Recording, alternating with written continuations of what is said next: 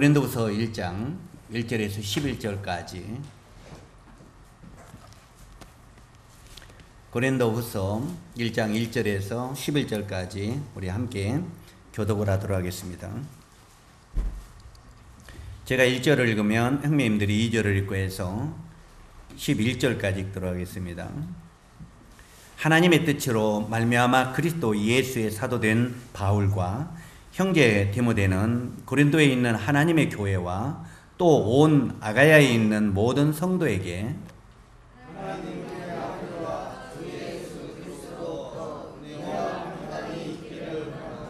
찬송하리로다. 그는 우리 주 예수 그리스도의 하나님이시요 자비의 아버지시요 모든 위로의 하나님이시며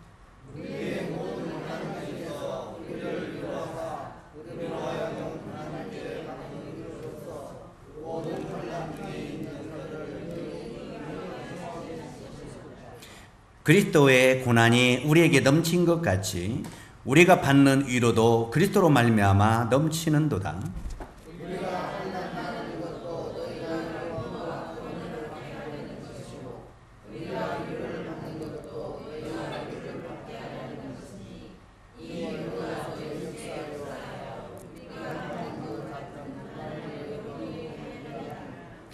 너희를 위한 우리의 소망이 견고함은 너희가 고난에 참여하는 자가 된 것 같이 위로에도 그러할 줄 알미라.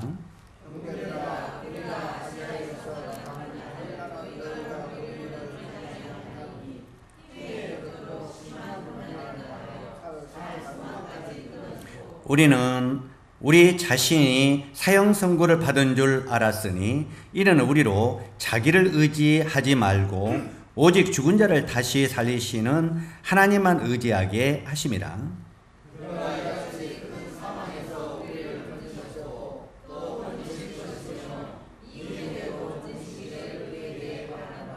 너희도 우리를 위하여 간구함으로 도우라. 이는 우리가 많은 사람의 기도로 얻은 은사로 말미암아 많은 사람이 우리를 위하여 감사하게 하려 함이라. 아멘.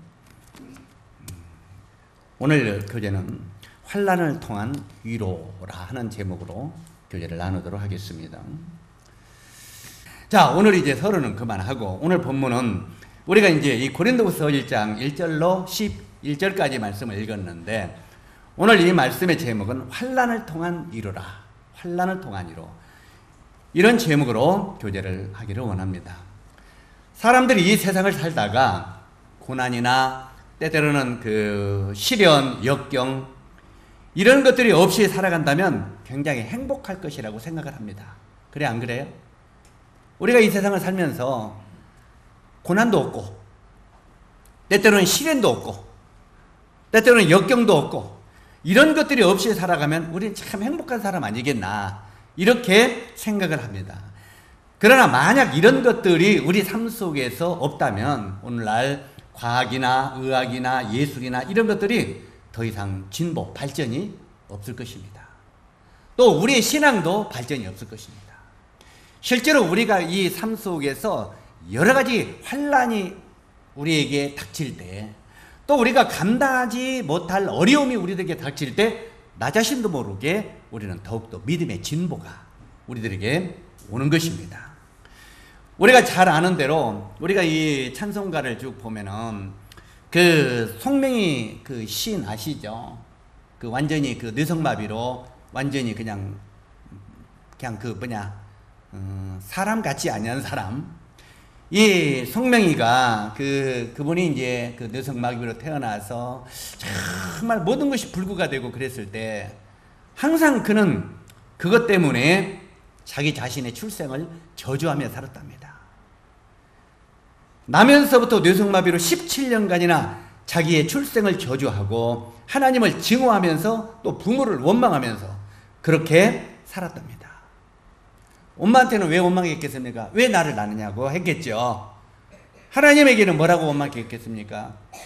하나님, 나 같은 것을 몰라고 이 땅에 태어나서 이렇게 천대를 받고 이렇게 어려움을 겪게 하시냐고 아마 원망하고 저주하면서 그렇게 살았을 것입니다. 그런데 그가 어느 날 17년 후에 17살이 된 때에 그가 예수 그리스도를 만났다고 합니다. 말하자면 주님을 영접하고 구원을 받았다 이 말이죠. 그가 이제 예수님을 영접하고 나서 그때부터 이 송명이 그 사람이 변화가 되기 시작했습니다. 이 변화가 되어서 하나님을 찬양하는 시인이 되었습니다. 우리가 이 찬양곡 중에 송명이가 작곡 작사한 것이 최고로 많습니다. 이렇게 완전히 사람들에게 천덕꾸리가 되었던 이 사람이 예수 그리스도를 만난 다음에 그 삶이 하나님을 찬양하고 하나님께 영광을 누리는 이런 찬양시를 엄청나게 기록한 것은 실제로 어떻게 보면은 놀라운 것이죠. 실제로 이런 걸 보면은 그 송명이가 자기 자신의 환난, 자기 자신의 고통, 자기 자신의 어려움이 오히려 하나님을 찬양하는 이런 사람으로 뒤바뀌었다는 것입니다. 때때로 우리 형제 자매들도 인생을 살다 보면 자신이 맞으면은 여러 가지 안 좋은 것이 있잖아요. 다른 사람보다 안 좋은 거, 더 못 배운 거, 더 안 예쁜 거, 또 때때는 더 못 사는 거, 때때는 건강이 좋지 않은 거, 이런 것들 때문에 우리는 원망하고 살 때가 있습니다. 때때로. 그 첫 번째 원망은 엄마 왜 나를 낳냐고 엄마를, 부모를 원망하겠죠. 그 다음에 하나님을 원망할 것입니다. 그런데 실제로 그런 우리들이 바로 예수 그리스도를 만난 다음에는 우리 삶이 변화되어야 된다는 거예요. 자, 한번 생각해 봅시다. 여기 송명이 시인은 그가 17년 동안 하나님을 저주하고 원망하고 부모를 원망하고 저주하면서 이렇게 살더니 그가 그리스도를 만나고 그는 완전히 180도 사람이 바뀌어버렸어요. 이게 구원받은 그리스도인의 삶 아닙니까? 때때는 우리가 구원받은 성도들이 아까 조금 전에 현진 형제가 사회 보면서 간증한 것처럼 우리가 구원받고 나서 막 또 빠지기도 하고 세상에 빠지기도 하고 그러는데 사실은 이건 정상적인 그리스도의 삶은 아니죠. 그래 안 그래요? 우리 형제 자녀들은 이것이 그리스도인의 당연한 걸로 착각은 하지 마세요. 사실 정말 그리스도를 바르게 만나면 그 삶은 180도 달라지게 됩니다. 우리가 정말 이 예수님을 만났을 때 어떻게 보면 반쪽 예수님을 만날 수도 있어요. 반쪽짜리 예수님을 만날 수 있어요. 그러니까 내가 삶이 반절뿐이 안 변하는 거예요. 온전한 예수 그리스도를 만나고 그분으로 우리가 확실하게 거듭난 새 사람이 되었다면 정말 우리 삶은 이렇게 완전히 바뀌어야 그래야 정상이라는 거예요. 그러니까 우리가 때때로는 신앙생활 하다가 넘어지고 엎드리고 저주고 하면서 하는 것을 정당화시키지는 마세요. 그건 사실은 비정상인 거죠.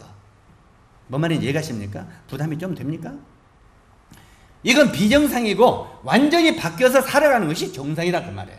그런데 그렇게 비정상인 삶을 사는 나라 할지라도 하나님의 은혜를 베푸시는 그에 대해서 감사를 우리는 해야죠. 이게. 그래서 여기에 보면은 실제로 이 사도 바울도 로마서 5장 3절 이하의 말씀을 읽어보면 그렇게 기록이 되어 있습니다. 이건 사도 바울이 한 말인데 우리가 환난 중에도 즐거워하나니 어떻게 환난이 있는데 즐거워하게 됐습니까? 그죠? 그런데 사도 바울은 그렇게 말해요. 우리가 환난 중에도 즐거워하나니 이는 환난은 인내를, 인내는 연단을, 연단은 소망을 얻기 때문이라고 그렇게 말을 합니다. 예? 환난이 있기 때문에 우리가 왜 즐거워해야 되느냐? 환난이 우리에게 인내를 만들어낸다 이 말이에요. 인내. 그 다음에 그 인내가 우리의 그 신앙생활에 연단을 만든다 이 말이에요. 연단. 그러면서 사도 바울은 이것을 뭘로 비유합니까? 금으로 비유하죠. 금으로. 금을 우리가 캘 때 금에는 막 불순물이 있어요. 금에는 이렇게 막 그 철붙이 뭐냐면 그 일반 그 쇠붙이도 있고 그 다음에 거기에 막 돌도 서 있고 그래요. 이 금을 캐면 그러면 거기서 정금을 걸러내기 위해서는 이 금을 어디다 던집니까? 도가니에다 넣죠. 이 금을 벌겋게 달고는 용광로 같은 도가니에다 던집니다. 이 도가니에다 넣으면 이 금이 거기서 막 벌겋게 막 누르끄러만 이 불이 막 타지요. 타면서 불순물을 탁 제거를 합니다. 에? 그 용광로 속에 들어가자면 금은 정금이 될 수 없습니다. 그 용광로 속에 들어가서 완전히 연단을 시킨 다음에 그를 이렇게 건져냈을 때 그 금이 정금이 됩니다. 순금이 된다는 거죠. 순금은 그냥 가만히 있을 때 순금이 안 된다는 거예요.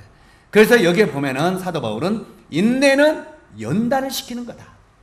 이 연단을 통해서 하나님은 우리에게 소망을 주기 위해서, 얻기 위해서 그렇게 하는 것이라고 말하고 있습니다. 그렇기 때문에 너희에게 환난이 임하면 오히려 환난 중에 너희는 즐거워하라, 이렇게 말합니다. 우리는 때때로 환난이 오면 어떻게 말합니까? 아유, 주님 나 이 환난 좀 없게 해주세요, 이렇게 바로 나오죠.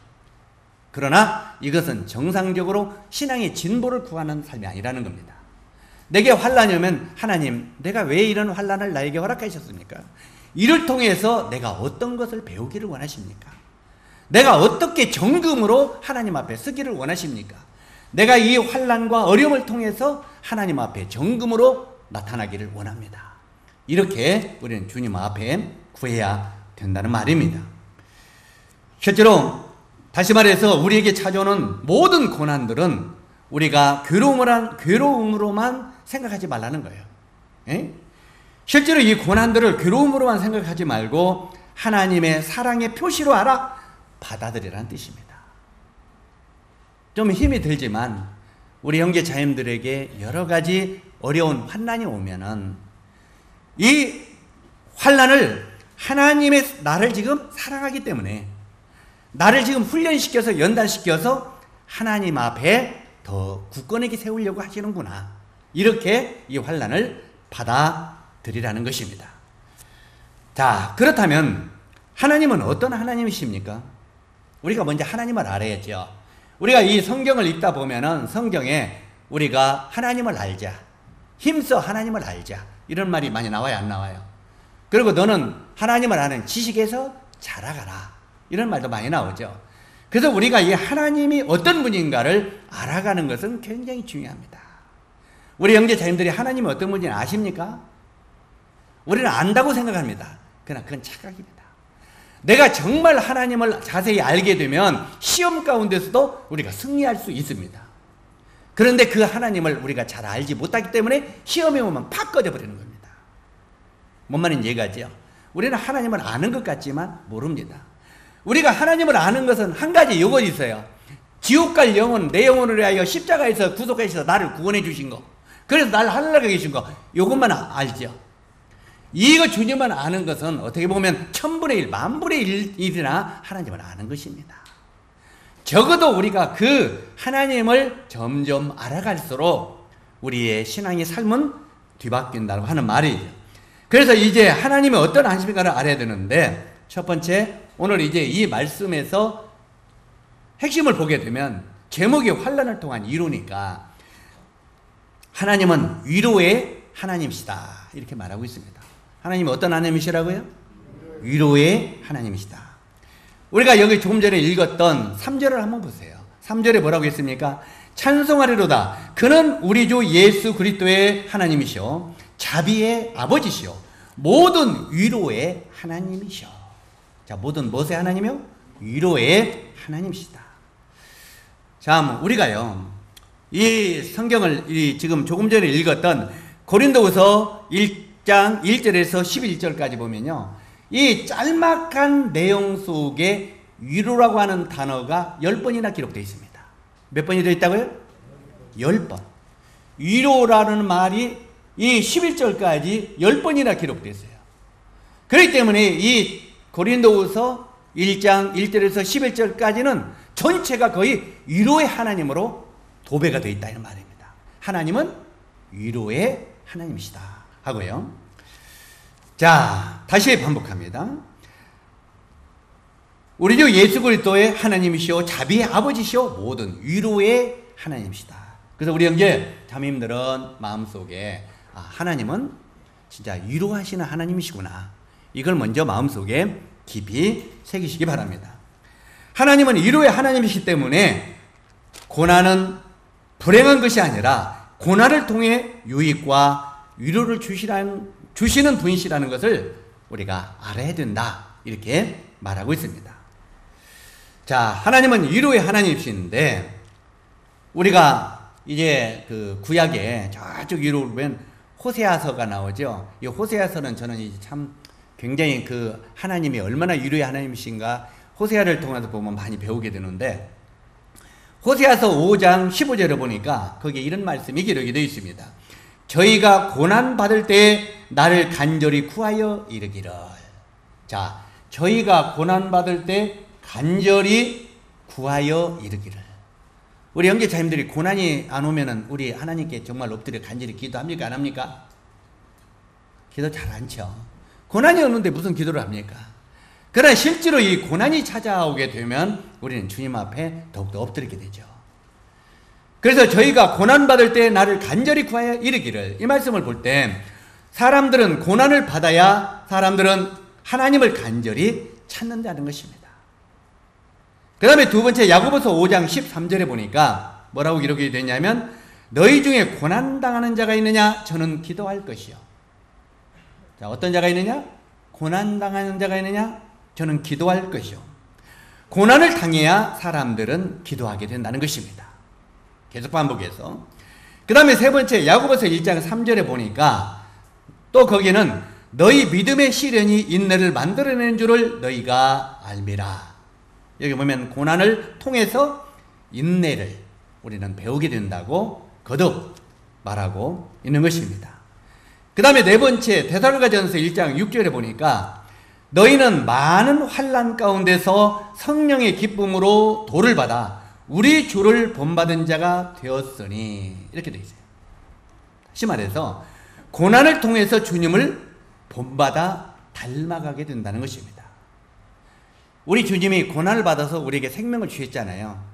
그렇기 때문에 우리들이 실제로 많은 환난 가운데서 성령의 기쁨으로 도를 받아 우리 주를 본받은 자 되었으니, 고난과 어려움이 우리가 찾아올 때 그것을 통해서 우리 자신을 인내를 배우고 우리를 훈련시키고 연단을 시키면은 우리가 주님을 닮아가는 사람이 되어간다는 것입니다. 그래서 성경에는 뭐라고 했어요? 너희는 예수 그리스도를 아는 지식에서 자라가라, 이렇게 말하고 있죠. 예? 그리고 너희 안에 이 마음을 품으라. 곧 그리스도 예수의 마음이니.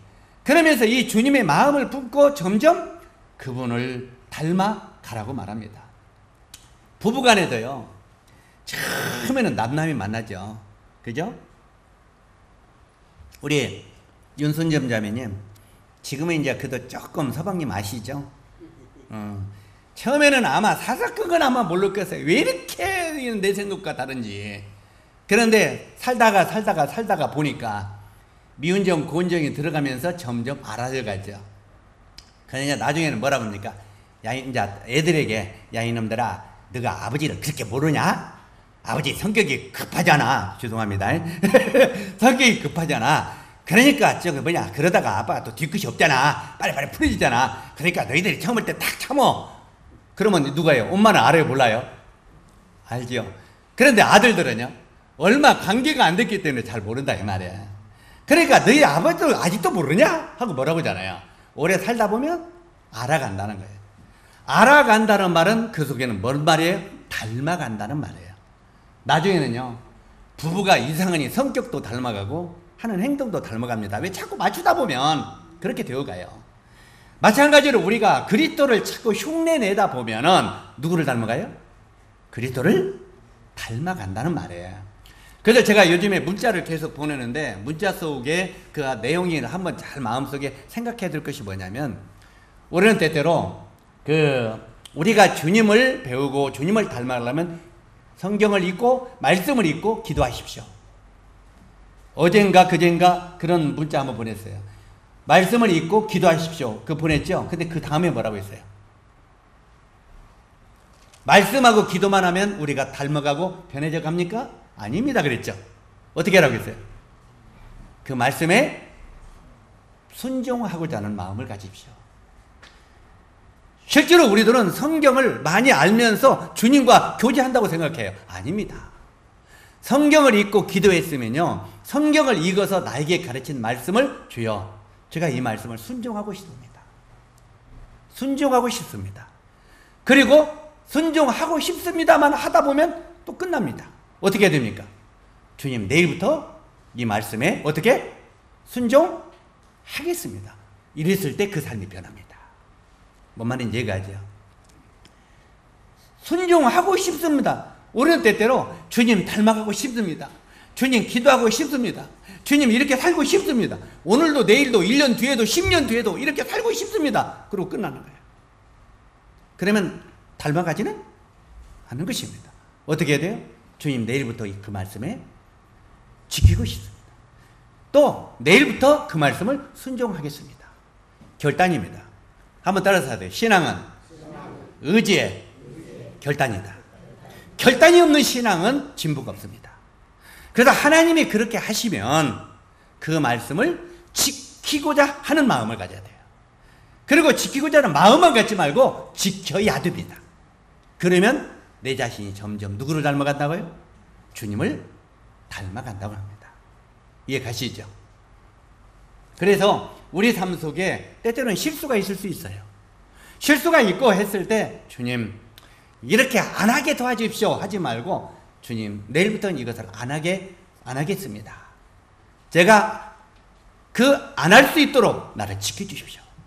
또 주님이 항상 이걸 내를 힘주십시오. 내가 지키도록. 이렇게 우리는 고백을 할 때 우리가 주님을 닮아간다는 말입니다. 다시 반복합니다. 너희는 많은 환난 가운데서 성령의 기쁨으로 도를 받아 우리 주를 본받은 자 되었으니 고난을 통해서 주님을 본마다 닮아가는 삶이 된다고 말하고 있습니다. 그렇기 때문에 고난 당하는 것은 오히려 내게 유익한 것이다. 이렇게 주님은 성경을 통해서 말하고 있습니다. 자, 그 다음에 다섯 번째는 시편 119편 67절에 보니까 거기는 시편 기자가 그렇게 말합니다. 고난 당하기 전에는 내가 그릇 행하였더니, 고난 당하기 전에 내가 그릇 어머니로 갔다 이 말이에요. 그릇 행하였더니 이제는 주의 말씀을 지키나이다. 앞으로 지키겠습니다가 아닙니다. 실제로 여기에 고난 당하기 전에는 내가 그릇 행하였더니 이제는 주의 말씀을 지키나이다. 이게 시편 기자의 고백입니다. 지키나이다. 고난이 주님의 말씀을 지키게 하신다는 것입니다. 고난이. 이와 같이 고난을 통해서 우리는 많은 유익을 얻을 수 있으므로 고난을 싫어하지만 찾아오는 고난을 잘 선용하여 믿음의 사람이 될 줄을 알아야 된다고 사도 바울은 지금 이 말씀을 통해서 우리들에게 교훈하고 있는 것입니다. 하나님은 고난의 역경을 잘 극복하는 사람을 축복하신다고 사도 바울은 또 말합니다. 고난의 역경을 피하려고 하지 말고 물리치려고 하지 말고 고난의 역경을 어떻게 하라고요? 극복할 줄 알아야 된다. 자, 그래서 수시로 이런 교제를 많이 했습니다. 내게 어떤 어려움이 찾아오면 어떻게 기도하라고 했어요? 주님, 이 어려움이 내게서 떠나게 해주십시오. 이렇게 기도하라고 했습니까? 어떻게 하라고 했어요? 주님이 이 고난을 내가 믿음으로 이길 수 있는 믿음을 주십시오. 한마디로 이런 그 풍파가 왔을 때 이것을 이길 수 있는 믿음을 주시라고. 이 어려움을 내게서 떠나게 하지 말고 이것을 내가 이길 수 있는 믿음을. 그랬을 때 더욱더 우리가 성장해 간다고 말하고 있는 것입니다. 자, 그 다음에 크게 두 번째는 아까 하나님은 위로의 하나님이라고 첫 번째는 그렇게 말씀드렸고, 둘째는 고난은 다른 사람에게도 유익을 준다고 말하고 있습니다. 내게 찾아오는 고난이 나에게만 아니라 다른 사람에게도 유익을 준다는 것입니다. 다른 사람에게도. 저는 이번에 이틀 동안 여행을 하면서 그 고난을 당하는 그런 사람들에게 내 경험, 고난의 경험을 통해서 위로를 줄 수가 있었습니다. 그때 그 제 식구들의 형제님, 정말 이 말씀을 내가 굉장히 좋았습니다. 우리가 이제 감사하다고 했더니 아니에요. 내가 더 감사합니다. 더 큰 걸 내가 받았습니다. 바로 이 고난을 이길 수 있는 그것을 받았다는 거예요. 이것은 이 형제님 경험과 체험을 통해서. 뭔 말인지 이해가시죠? 그러니까 여기 그 말입니다. 실제로 고난은 다른 사람에게도 내 고난을 통해서 다른 사람에게 유익을 끼칠 수 있는 것이 고난이라는 거예요. 그렇다면 고난이 많이 있어야 되겠어요? 없어야 되겠어요? 제가 이제 그 메시지 속에 이런 메시지도 전한 적이 있습니다. 첫 번째, 우리가 인생을 살다 보면 첫 번째 환경의 위기가 우리에게 찾아온다고 말씀드렸죠? 두 번째는 사람, 인간관계 위기가 찾아온다고. 세 번째는 세 번째는 건강의 위기가 찾아온다고. 그러니까 우리가 인생을 살다 보다 이 세 개의 위기는 틀림없이 찾아온다는 거예요. 누구나가. 첫 번째가 무슨 위기요? 환경의 위기.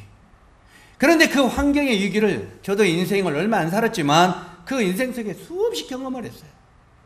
환경의 위기를 그렇게 수없이 경험했고 이것을 믿음으로 이겼을 때 다른 사람에게 다른 사람의 환경의 어려움이 찾아올 때 이것을 위로하고 힘을 줄 수 있는 어떻게 보면 자격이 부여진 거죠. 경험자니까. 뭔 말인지 이해가죠. 그리고 두 번째 인간관계 위기가 오잖아요. 우리 인간 속에 사람들은 제가 그런 교제를 몇 번 했습니다만 우리가 이제 그 때때로는 그 사람과 사람 관계가 진짜 힘든 거예요. 때때로는 내가 어려운 거 환경이 어려운 걸 내가 이길 수 있는데 아이고 저 왼수 저 사람하고 관계는 진짜 못 참겠다고 이런 말을 우리가 합니다. 이만큼 인간관계가 어렵다는 것입니다. 인간관계에 위기가 찾아오면은요 진짜 그건 비극입니다. 지옥 같은 사물이죠. 특히 절로 인간관계에서 위기를 느끼는 건 부부간일 겁니다. 부부간의 인간관계에 위기가 오면은 모든 삶이 지옥일 것입니다. 그거 안 경험하셨습니까? 실제로 성경에도 그렇게 말하고 있죠. 형제들아 너희 아내들을 사랑하고 그들이 연약한 그릇이기 때문에 받으라. 왜 그러냐면 네 기도가 막히지 않게 하려 함이라 그랬어요. 이 말이 뭔 말입니까?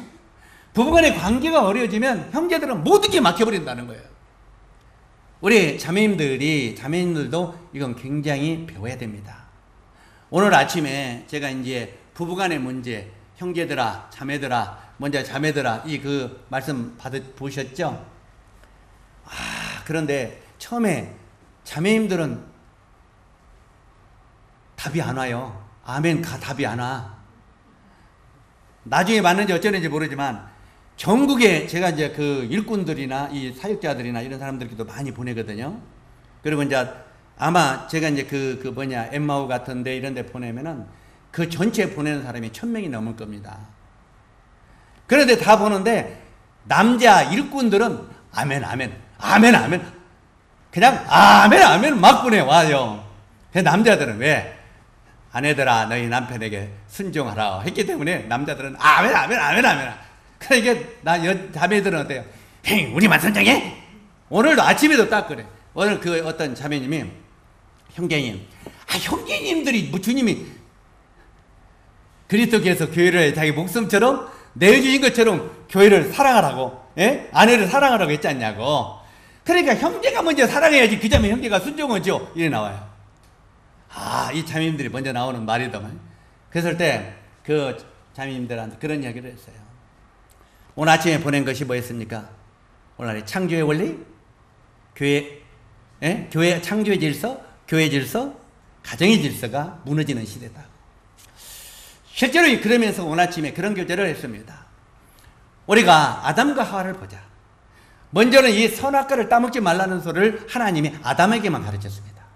하와는 그걸 배운 적이 없습니다. 우리가 잘 알아야 될 것은 아담과 하와가 다 배운 게 아닙니다. 선악과를 따먹으면 죽는다는 말은 아담에게만 성경은 가르쳤습니다. 그러면 그 아내 하와는 누구한테 배워야 돼요? 뱀이 와서 따먹지 말라 하더냐? 따먹으면 눈이 밝아져서 이런다고 세상적인 말로 꼬셨으면 얼른 어떻게 해야 되겠어요? 여보, 저 뱀이 와서 이거 따먹으면 눈이 밝아지고 하나님같이 된대. 이거 먹으면 좋아? 이렇게 해야 되는 거 아니에요? 그래 안 그래요? 그런데 당신 저리 가. 내가 결정할 거니까. 우리 보통 자매들이 내가 결정한다고 그러죠. 이건 굉장히 위험한 방법입니다. 그래가지고 따먹었습니다. 그걸 따먹었어요. 따먹은 다음에 죽음이 왔어요. 그러면은 아담은 배울 수 있었어요. 아니 배웠어요. 배웠으니까 지금 아내가 따먹었죠. 그래서 죽음의 길로 갔어요, 안 갔어요? 그러면 아담은 나는 하나님이 이걸 따먹으면 죽는다고 그러니까 나는 절대 안 따먹어. 그럴 수 있어요, 없어요? 있었어요. 안 따먹을 수 있었어요. 안 따먹으면 여자만 멸망으로 떨어지고 남자는 안 떨어지는 거예요. 그런데 아담은 어떤 생각을 했겠어요? 어떤 생각을 했어요? 아내와 함께 죽겠다는 거예요. 함께 죽음을 선택한 거예요. 실제로 이게 창조의 질서죠. 이 함께 하겠다는 거예요. 그래서 하나님께서 이 아담을 설득한 거예요. 아담아, 실제로 내가 너한테 가르치지만 네 아내가 그거 따먹었지 않느냐. 그러면 너는 어떻게 해야 되겠냐. 그래서 나중에 그 아내를 사랑함으로 말미암아 함께 죽음의 길로 들었다고 믿어요. 그래서 하나님께서 바로 그리스도께서 교회를 위하여 자기 목숨을 내어준 것처럼 사랑하라는 말은 아담이 아내를 위하여 목숨을 내어준 것처럼 그렇게 사랑하라. 지금 그거 창조의 원리가 연관이 되어 있는 것입니다. 다. 그냥 주님과 우리 관계뿐만 아니에요. 교회 관계 아니라 아담과 하와 관계도 똑같은 그 관계입니다. 예? 아내를 위하여 자기 목숨을 같이 내어주었다. 그것처럼 이렇게 하라 하는 말이죠. 그런데 성경을 보면 항상 남자들에게 먼저 교훈한 내용은 한 번도 없습니다. 그래 안 그래요? 실제로 전부 아내들아 계속 이야기합니다. 그리고 마지막에 항상 남편들아 한 구절 있어요. 남편들아 어떻게? 그리스도께서 교회를 하여 목숨을 내은 것처럼 너희도 아내를 위해서 그렇게 사랑하라. 이 말 외에는 없어요. 그러니까 아내를 사랑하라. 그리스도께서 교회를 사랑하시고 이렇게 한 것처럼 아내를 사랑하라. 이 말 외에는 하나도 없습니다. 왜 그렇겠어요? 바로 아담이 아내와 함께 죽음의 길을 선택한 것처럼 이렇게 아내를 사랑하면 모든 허물은 같이 감춰진다 하는 그런 의미죠. 자, 오늘은 주제가 그것이 아니기 때문에 이걸 먼저 기억하고 실제로 중요한 것은 이제 우리가 뭡니까? 아까 뭔 이야기하다가 이렇게 나왔지? 고난은 남을 위한 것이라고 했죠. 실제로 이제 우리가 이 아내들도 그래서 먼저는 순종하라는 거예요. 그러면서 그 아담이 나중에 이제 그 디모데전서에 보면 뭐라고 말합니까? 하나님께서 그 아내한테 그랬잖아요. 왜 내가 너 아내한테 자꾸 순종하라 한 거냐면 아담이 먼저 선악과를 따먹지 아니하고 그 하와가 따먹었고 그가 먼저 죄로 지었기 때문에 여자보고 순종하라고 하는 것이다 하고 이 디모데전서 계속 가르치고 있잖아요. 이게 그 이유에 대해서 정확하게. 그래서 이런 것들을 보면서 우리가 실제로 이 고난이라고 하는 것은 다른 사람에게도 유익을 준다고 하는 것인데 실제로 이렇게 그 사람들에게 여러 가지 찾아오는 고난들이 있어요. 근데 제가 이 얘기가 다른 데로 흘러갔구나. 내가 이제 그런 고난들을 많이 경험해 보니까 다른 사람에게도 나도 그랬어. 이런 어려움이 있더라. 그때 어떻게 이걸 극복했는가? 이것을 다른 사람에게 유익을 해줄 수 있잖아요. 그래서 그 부부간에 문제 있는 사람들 또 환경에 문제 있는 사람과 관계 있는 사람들을 상담을 해주니까 그들이 오늘 아침에도 내가 새로운 걸 깨닫게 됐습니다. 이제 앞으로 그 말씀을 생각하면서 아내를 사랑하고 또 부부가 아주 심각한 관계를 오늘 회복시켜 놓고 갔잖아요. 하나를 살려놓고 갔잖아요. 실제로 이런 것들이 다른 사람에게 유익을 끼칠 수 있다는 거예요. 이런 것들이. 그래서 여기에 보면은 욥기서 23장 10절에 보면은 나의 가는 길을 오직 그가 아나니 그가 나를 단련하신 후에 내가 정금같이 나오리다. 자, 나의 가는 길을 우리 주님은 알고 계시다. 그래서 그가 나를 단련시킨 후에 우리가 고난이 찾아오면 하나님이 그 고난을 통해서 우리를 훈련시킨다고 말해요. 이 훈련시킨 후에 그 다음에 내가 그것을 이기게 되면 내가 믿음의 정금으로 하나님 앞에 설 수가 있다고 말합니다.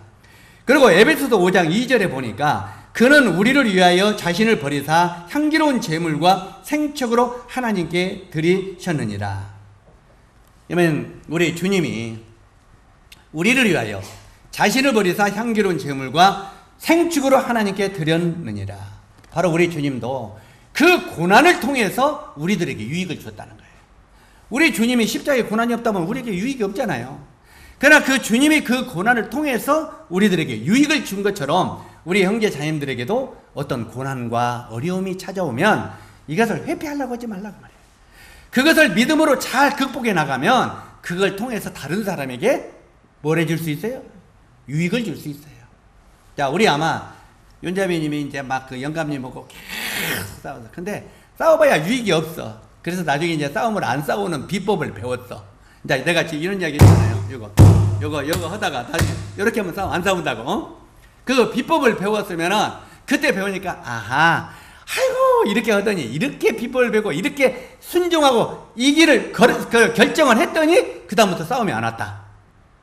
그러면 다른 사람에도 그거 유익을 줄 수 있어요, 없어요? 내가 그것을 이겨야 다른 사람을 유익을 줄 수 있다는 거예요.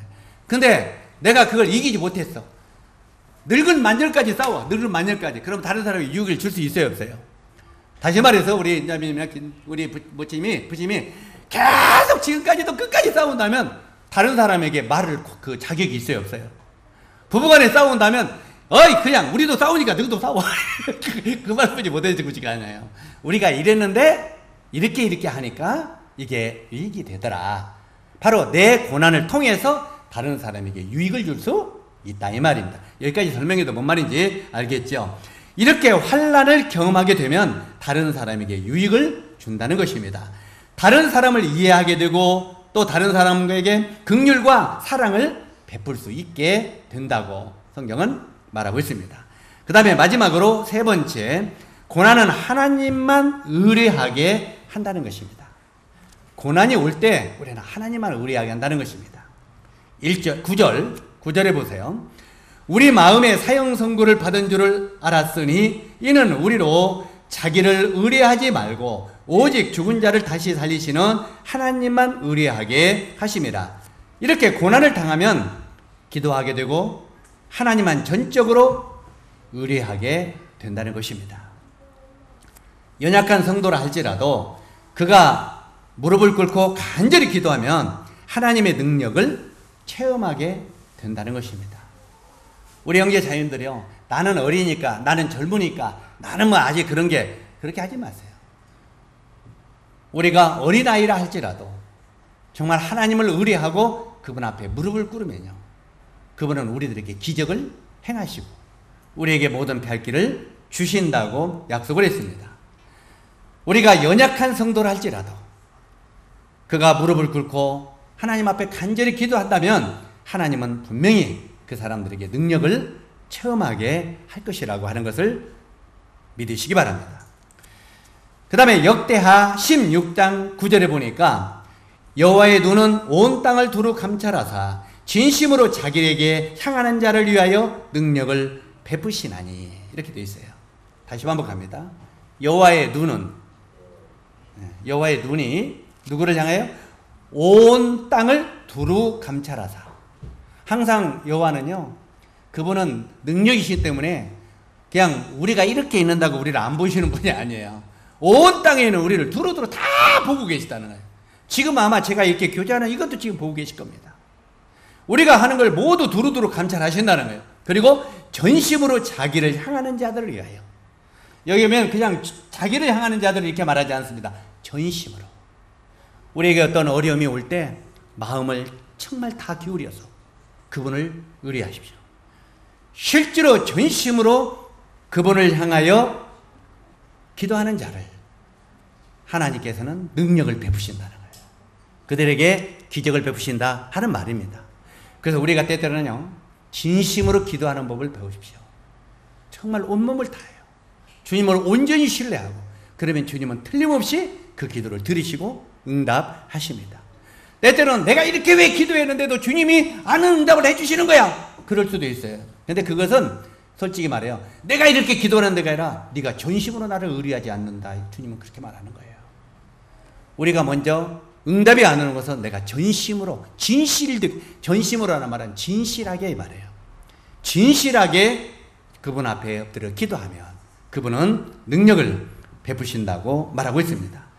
그 다음에 시편 109편 4절에 보니까 나는 사랑하나 저희는 도리어 나를 대적하니 나는 기도할 뿐이라.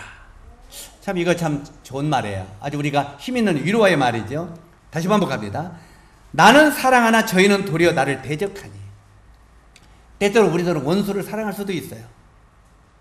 내가 때때로는 어떤 대적을, 나한테 대적하는 사람을 사랑할 수 있어요. 그리스도의 마음으로. 그런데 그를 사랑하나 그는 나를 대적한다 이 말이에요. 이럴 수 있죠. 그러니까 여기 그 말이에요. 나는 사랑하나 저희는 도리어 나를 대적하니 나는 기도할 뿐이라. 이런 관계를 어떻게 알아요? 다른 사람에게 막 퍼치고 그러라고요? 하나님 앞에 기도하라는 말이에요. 그러면 하나님이 거기에 개입하신다 하는 내용입니다. 우리가 고난을 당하면 우리는 하나님 앞에 나 자신을 솔직히 내려놓고 하나님을 전적으로 의뢰하게 되는 것입니다. 우리의 나그네 여정 속에서 여러 가지 고난이 있기 마련입니다. 오늘 이곳에 오신 우리 형제 자매님들도 우리 삶 속에 우리가 원하든지 원치 않든지 간에 여러 가지 고난들이 우리들에게 찾아옵니다. 실제로 여러 여정 속에 고난이 있기 마련인데, 그러나 그 고난들이 나에게 찾아올 때 우리 형제 자매들은 슬퍼하지 마십시오. 괴로워하지 말고 슬퍼하지 말라는 것입니다. 슬퍼하거나 괴로워하거나 불평하지 말라고 그래요. 불평하지 말고 이 고난을 통해서 하나님이 나에게 무엇을 깨닫게 하시려고 하는 것인지, 하나님이 나에게 뭘 깨닫게 하시면서 나에게 정말 정금으로 만들어 주시려고 하는 것인지, 이걸 주님 앞에 구하는 것입니다. 그리고 무슨 유익을 얻게 하시는지를 생각해 보라고 성경은 우리들에게 말하고 있습니다. 형제자매 여러분, 우리가 살다 보면은 많은 고난과 어려움이 옵니다. 오죠? 그랬을 때 그것을 슬퍼하거나 괴로워하거나 불평하지 말고 이 고난을 통해 하나님이 나에게 무엇을 깨닫게 하시며 그 다음에 나에게 무슨 유익을 얻게 하려고 이 고난을 허락하셨는지, 이것을 생각해 보라는 것입니다. 때때로는 우리들은 살다가 보면 아이고 우리 남편은 왜 이렇게 안 변하는가 몰라 이럴 수 있습니다. 그래 안 그래요? 우리 남편은 왜 이렇게 안 변하는가 몰라. 그런데 그것은 주님이 네가부터 변해라 그럽니다. 한번 따라서 하세요. 내가부터 변해라. 네, 먼저는 아내부터 변하라고 말합니다. 내가 변하면 남편은 자동적으로 변한다는 말입니다. 이해 가시죠? 제가 그전에도 간증을 하고 이야기를 했습니다만, 제가 상태가 안 좋아질 때, 때때로는 기도가 상태가 안 좋아지면 더 기도해야 되는데 기도가 사라지죠. 그냥 내가 이런 안 좋은 마음으로 기도한다고 하나님이 들어주실까? 그러니까 안 해버리죠. 그런데 그렇게 기도가 조금 멀어질 때, 어떤 때는 새벽에 화장실을 간다고 나올 때 저희 자매가 너울을 쓰고 응접실에서 새벽 4시에 일어나서 엎드리는 걸 보면요, 얼른 쳐다보면서 들어갔다 나오면서 마음에 어떤 생각이 오겠습니까? 쿵덕쿵덕 뛰죠. 그러면서 무슨 생각이 옵니까? 주여, 내가 먼저 정리하고 내가 주님 앞에 엎드려야 되는데, 그 묵묵히 엎드려 기도하는, 너울 쓰고 기도하는 그 모습이 나를 가르치는 겁니다. 내 삶을 변화시키는 거예요. 그러면 들어가서 절대 그냥 못 잡니다. 그냥 문을 딱 닫고 조용히 그때 눈을 읽고, 주님, 제가 주님 앞에 엎드리지 못한 걸 용서해 주십시오. 그리고 주님 앞에 더욱더 나가서 이 고난을 내가 승화시키려고 하는 마음을 갖지 않은 걸 용서해 주십시오. 그리고 주님을 더 가까이 하기를 원합니다. 그리고 바로 기도하고 이제는 성경을 열게 됩니다. 성경을 열게 될 때 하나님이 성경을 통해서 놀라운 능력의 체험의 말씀들을 막 마음에 부어주는 것을 체험하죠. 이게 바로 우리가 이 너울은 은밀한 설교입니다. 강렬한 설교입니다. 때때로 자매님들이 그냥 남편에게 왜 당신은 안 변하냐고 하지 말고 조용히 일찍 일어나서 머리에 너울 쓰고 조용히 기도하십시오. 이것은 남편에 대한 강렬한 하나님께 대한 호소입니다. 그리고 강렬한 설교입니다. 이 설교의 메시지가 남편에게. 그래서 바깥에 나가기 싫으면은 이제 이걸 한마디 억지로는 하지 마시고, 그런데 처음에는 억지로라도 하는 건 좋다고 하는 게, 우리 박재생님이 기도를 잘 안 하셔. 그러면 우리 정음란 자매님은 새벽에 일찍에 4시에 일어나십시오. 피곤하지만 일어나서 침대 옆에서 중얼중얼 소리내서 기도하십시오. 소리내서 기도해요. 이제 영재님이 하라고 했으니까 다 알았으니까 이제 안 해야 되겠다 하지 말고 내일부터 기도하십시오. 소리내서 기도하십시오. 그러면은 아마 누워서 그 귀가 들려요, 안 들려요? 그러면은 마음에는 성령이 쿵덕쿵덕 나는 뭐냐, 나는 뭐냐, 너는 뭐냐 하게 돌려야, 그러면은 누워서라도 이제 기도합니다. 주여 나도 기도하게 해주십시오.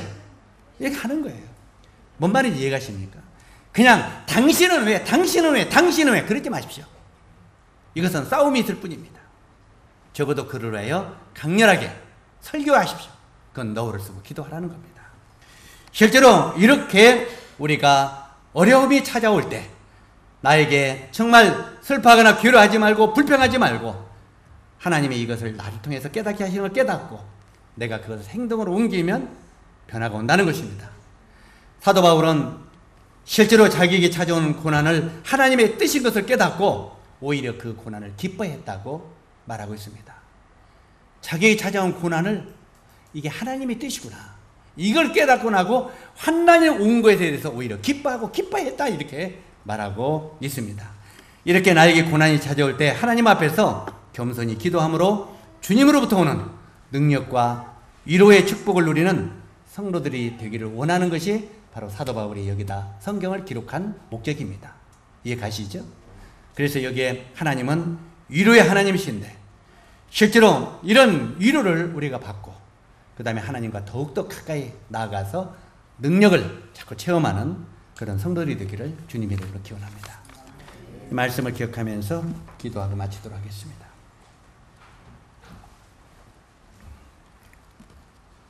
은혜로우신 아버지 하나님, 참 주님은 위로의 하나님이시며 그 위로를 해 주시기 위하여 때때로는 우리에게 고난을 허락하시고 그 고난을 통해서 주님 앞에 더욱더 무릎으로 엎드리게 하시며 주님의 놀라운 능력이 우리 마음속에 처음으로 나타나기를 원하시는 것이 하나님의 뜻인 것을 생각할 때 감사를 드립니다.